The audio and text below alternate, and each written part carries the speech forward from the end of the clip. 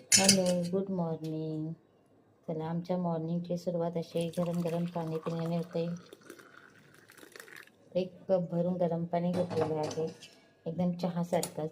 आणि आता मॉर्निंगची सुरुवात गरम पाणी पिऊनच करणार. आजच्या चॅलेंजमध्ये मी हेल्दी असं काय खाणार आहे, तर गरम दुधामध्ये मी मखाने भिजत घातलेले आहेत. ते आता असेच मी अर्धा तास भिजत ठेवणार आहे, जेणेकरून दुधामध्ये मखाने सॉफ्ट होतील. आणि त्यासोबत मी 2 खजूर पण असे बी काढून त्याच्यामध्ये ॲड करते आणि हे आता सॉफ्ट व्हायला ठेवते. आणि अर्धा तासाने मी मिक्सरला ह्याची बारीक अशी छान पेस्ट करून घेते. आणि तोपर्यंत मी काय करते, झुंबा वर्कआउट करून घेते.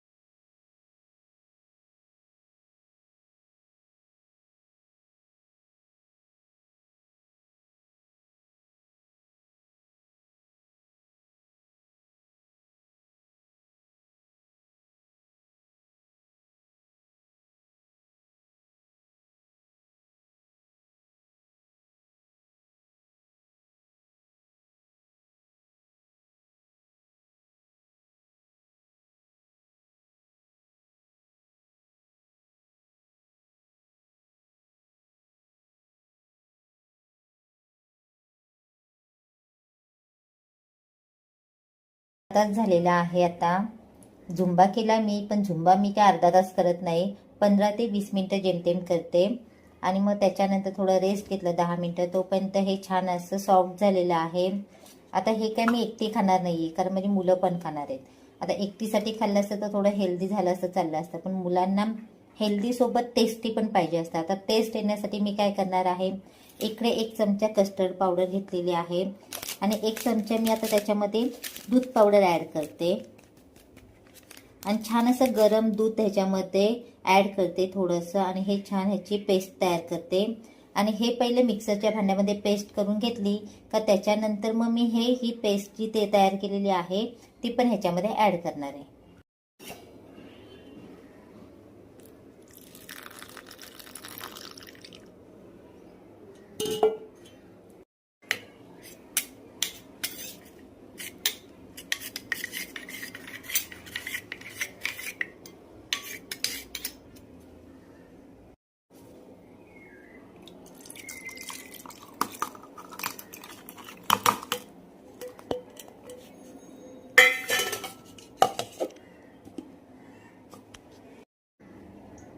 मिक्सरला आपण छान अशी बारीक पेस्ट करून घेतलेली आहे.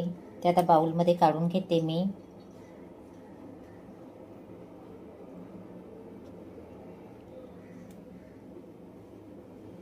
आता आपण जे कस्टर्डची हे करून ठेवलेली पेस्ट केलेली आहे ती पण ह्याच्यामध्ये मी ॲड करते.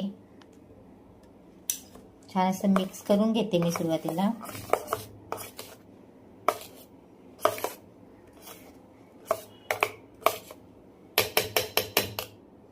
आता काय करणार आहे, इकडे मी बनानाचे छोटे छोटे काप तयार करून घेतलेले आहेत आणि ॲपलचे पण मी काप केलेले आहेत. आता हे दोन्ही मी ह्याच्यामध्ये ॲड करून घेते.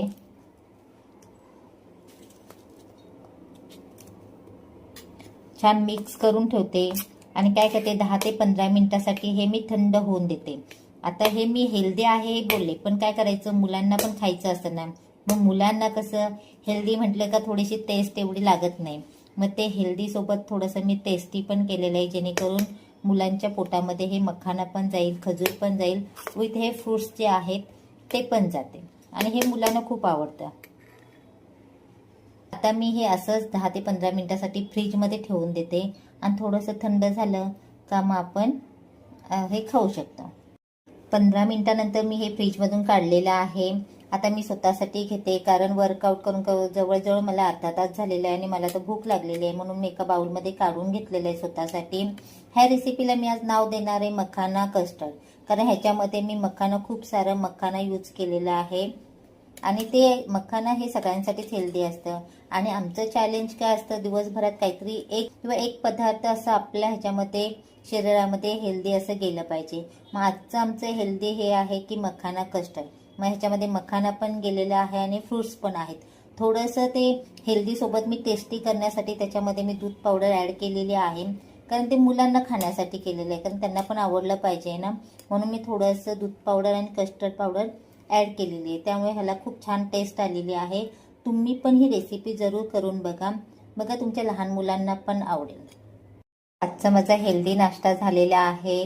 नाश्ता करता करताच मला एका कस्टमरचा फोन आला की त्यांना पोहा चिवडा संध्याकाळी पाहिजे अर्जंट काही करून.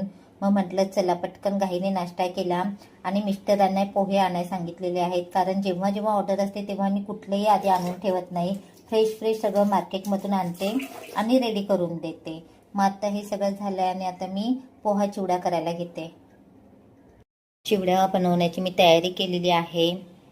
इकडे मी अर्धा किलो चिवडा बनवण्याची तयारी केलेली आहे आणि इकडे पण अर्धा किलो चिवडा बनवण्याची तयारी आहे. ॲक्च्युली मला 1 किलो चिवड्याचीच ऑर्डर आहे, पण मी एका टायमाला 1 किलो बनवत नाही एकत्र.